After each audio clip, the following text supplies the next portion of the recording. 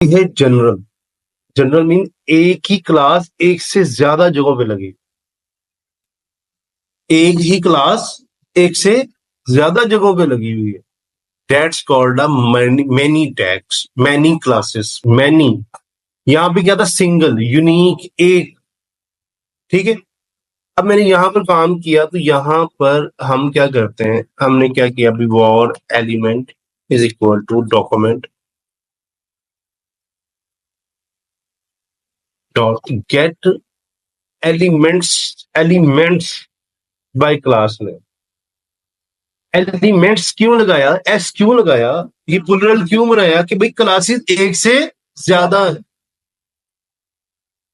एक से ज्यादा।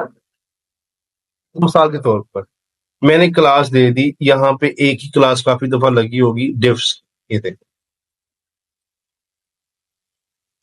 डिफ्स।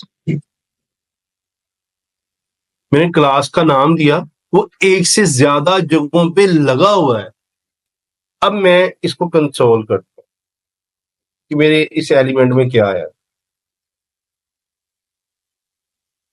जब मैंने यूं किया, पहले तो कंसोल कुछ खोल के रखें,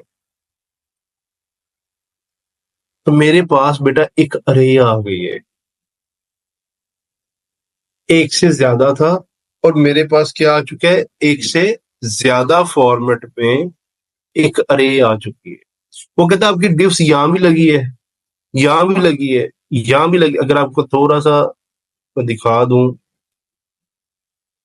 वो कहता है डिफ्स यहां भी लगी है, यहां भी लगी है, यहां भी लगी है, यहां भी लगी है, ये भी सारी डिफ्स लगी हुई।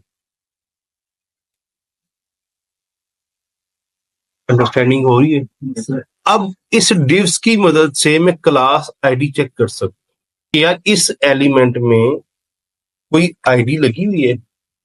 मैं सिर्फ आईडी बोलता हूँ।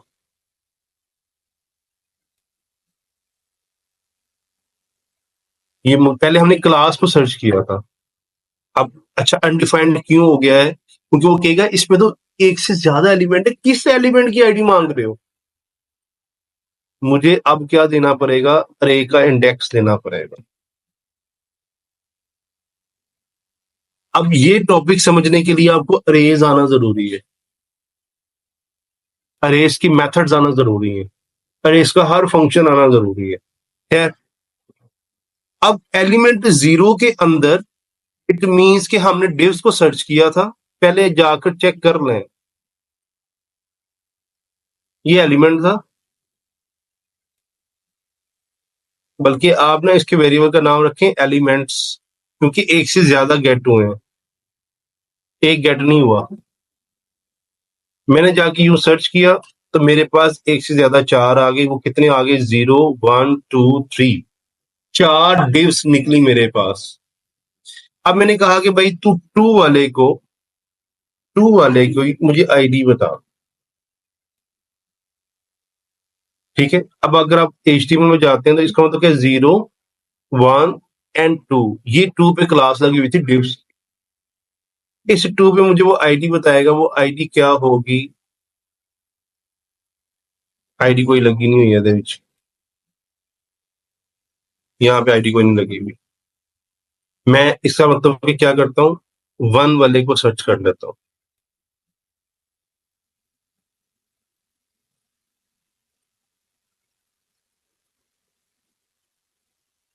डिव्स 2, यहाँ पे कौन सी क्लास लगी हुई है? डिव्स 2। सॉरी, आईडी कौन सी लगी हुई है? डिव्स 2। आपने पहले आईडी से क्लास पे चले गए, क्लास, अब इसका टैग भी देख सकते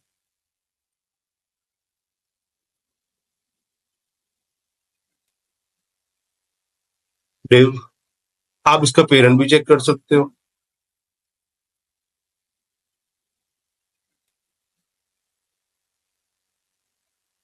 पेरेंट तो खाली कंटेनर ही चल रहा है ना इसका, डिव भी हो गया।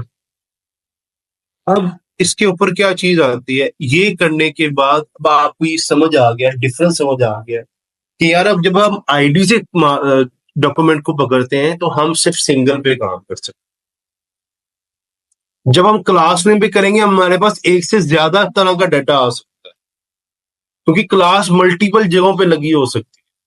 वो डिफ के अंदर भी लगी हो सकती है, वो H1 के अंदर लगी भी हो सकती है, वो आपके पी के अंदर भी लगी हो सकती है, वो आपके एंकर टैग के अंदर भी लगी हो सकती है, क्योंकि वो क्लास है। क्लास की प्रॉपर्टीज कहीं भी लगी हो सकती है। अब आप एक क्लास की प्रॉपर्टीज को चेंज करेंगे, वो जितनी जहां जहां लगी हुई है सब जगहों पे क्या हो जाएगी, अप्लाई हो जाएगी। ठीक हो गया। अब तीसरी जो चीज आती है